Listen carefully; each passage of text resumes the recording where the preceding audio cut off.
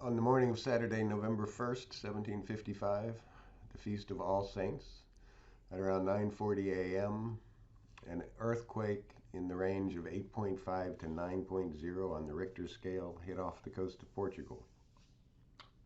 That earthquake set off fires and a tsunami, and the combination pretty much totally destroyed Lisbon. It's estimated that 85% of the buildings in the city were destroyed.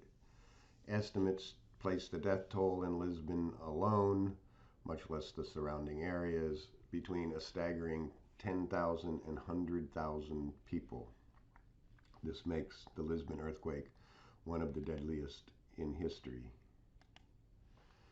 In 1759, Voltaire, an essayist and philosopher, published his novel Candide, or The Optimist.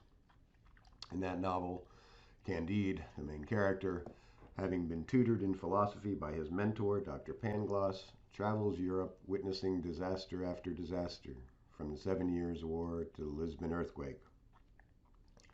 Pangloss means to gloss over or play down the significance of everything. So Pangloss, to gloss over all. Dr. Pangloss was a very thinly veiled parody of Leibniz. So let's unpack a little bit what Voltaire was parodying. So one of Leibniz's more extensive works, the Theodicy, deals with the question of whether God could have created a world in which natural events cause evil. For example, the Lisbon earthquake of 1755, or coronavirus pandemics. A theodicy is, literally, a justification of the ways of God. Specifically, a justification for why God would allow there to be evil in the world.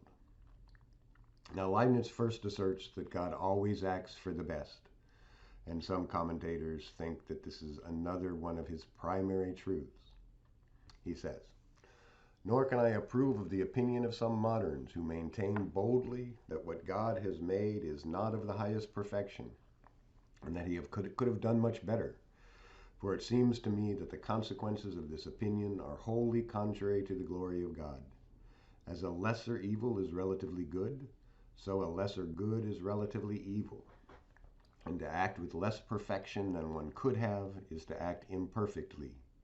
To show that an architect could have done better is to find fault with his work." This, of course, is Leibniz's answer to the question that we left off with in the last lecture, grounded in the principle of sufficient reason, namely, why did God create this world with this curry, etc.?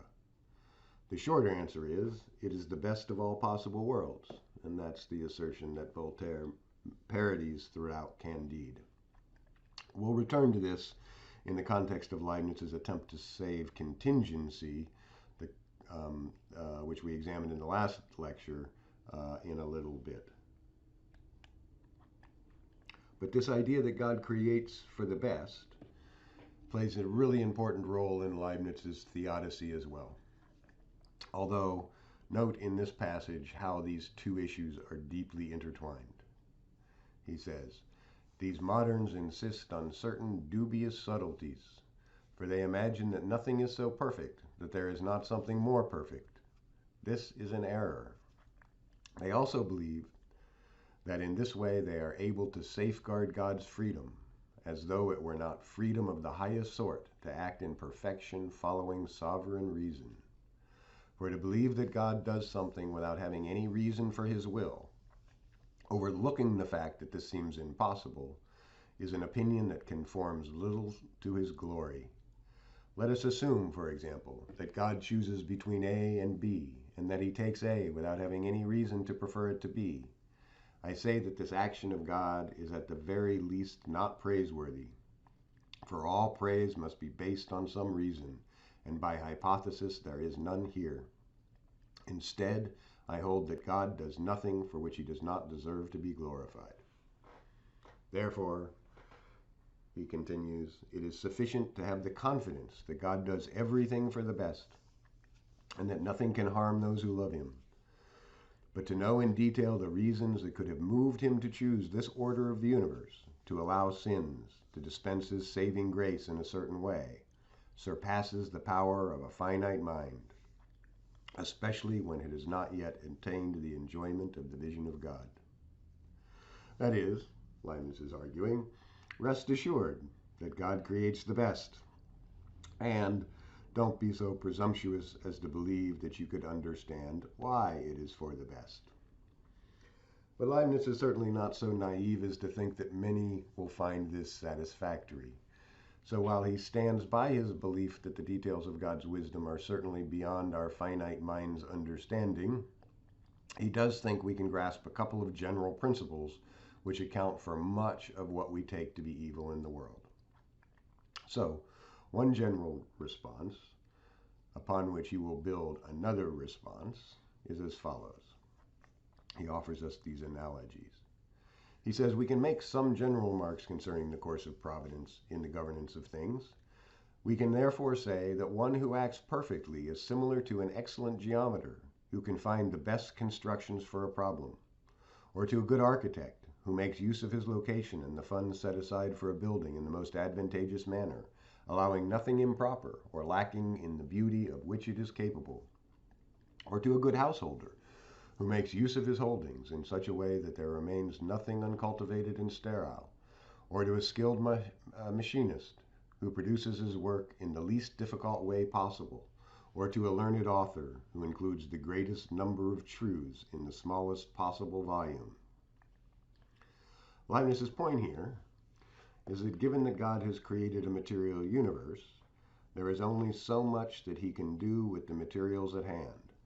That is, he fits it all together, like puzzle pieces, in the best possible way, given what he has to work with. And this analogy then leads to an even more basic rule, as it were, for fitting the pieces together, implied by that last analogy of the author.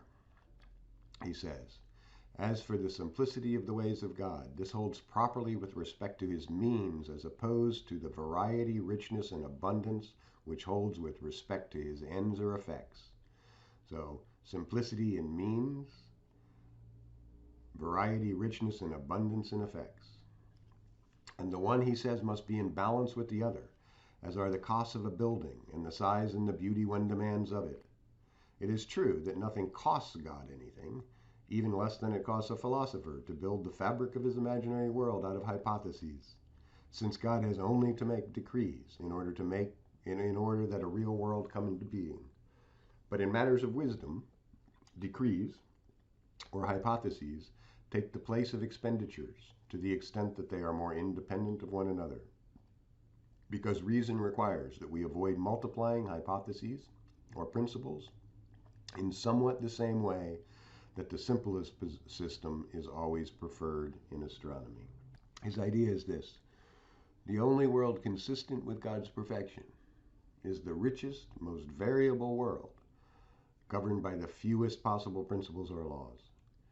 He chose the most efficient set of natural laws possible to achieve his end, and the greatest possible variety ordered by the least possible principles, the fewest possible principles, right? So this set of laws is the best set possible, though they sometimes lead to evil. So recall, he says, these moderns imagine that nothing is so perfect that there is not something more perfect, and he says this is an error. There are logical limits as to what the best can be. So God could have created a universe with a single speck of dust. It would have been a boring universe, and certainly not reflective of his greatness or his glory. Instead, what he has done is created an extraordinarily diverse and variable universe, rich in all of its forms. But in order to do that, in order to bring about that universe, he also has to make some adjustments. He has to fit the pieces, the puzzle pieces together. So that's Leibniz's answer. So, does he deserve Voltaire's ridicule?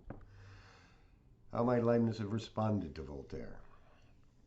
Is his response adequate? An interesting thing to ponder here is this quote from a fantasy author from the early 20th century who wrote, "The optimist proclaims that we live in the best of all possible worlds, and the pessimist fears that it is true. We might still object here. What if there is no such thing as a best of all possible worlds? What if that very idea is incoherent? To reject the idea that there is such a thing as the best of all possible worlds entails rejecting the principle of sufficient reason. It basically amounts to denying that there is a reason why God created this world. It implies that his choice was random, that he had no more reason to create any one world than any other world, right? Remember Buridan's ass. But that's unacceptable. So he says, for to believe that God does something without having any reason for his will, overlooking the fact that this seems impossible, is an opinion that conforms little to his glory. Let us assume, for example, that God chooses between A and B, and that he takes A without having any reason to prefer it to B. I say that this action of God is at the very least not praiseworthy, for all praise must be based on some reason, and by hypothesis there is none here. Instead, I hold that God does nothing for which he does not deserve to be glorified. He always chooses for the best. Now, one more issue left over from the last lecture. At the end of the last lecture, we asked, why did God create this world out of all the possible worlds he could have created? And we now have the answer. He creates this one out of all the possible ones because it is the best of all possible worlds. Leibniz preserved contingency by pointing to the free act of God to create this world rather than another. That Curry is bald is contingent because God could have created a world in which Curry was hairy. But could he have? It seems that if he creates, he must create this world. Reason leads him to create the best. But if that's right, then the only freedom left him is the free choice to create or to not create at all. Or has this even left him? For here, too, there must be a reason for him to create at all. Leibniz's response here would be to argue that to be moved by reasons, such as God is not to be compelled. It is rather freedom of the highest sort. So he says, it will be found that the demonstration of this predicate of Caesar, namely that he crosses the Rubicon, is not as absolute as those of numbers or geometry. Remember, we looked at this passage last time. But that it supposes the sequence of things that God has freely chosen, a sequence based on God's first decree, always to do what is most perfect. But every truth based on these kinds of decrees is contingent, even though it is certain, right? And he says elsewhere, in another passage we've looked at, as though it were not freedom of the highest sort to act in perfection following sovereign reason. So Leibniz is arguing that God acts, and God acts as he does, freely, seeing that it is for the best. Granted, he could not have acted any other way, given that he chooses to always act rationally. His first decree always to do what is most perfect. But this, Leibniz thinks, doesn't undermine the contingency of his action. We preserve contingency. So, the question I will leave you with is this smoke and mirrors? Or has Leibniz given us a satisfactory response here?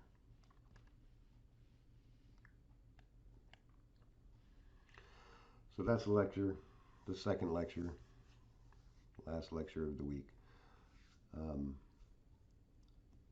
I will be putting up either a worksheet to go along with these two lectures, 8 and 9, or an online quiz to go along with 8 or 9. I haven't decided yet, but this will all go up Wednesday afternoon, and whatever is due, either worksheet or quiz, will be due on Sunday at 5 p.m., which is when I will put up the first lecture for next week.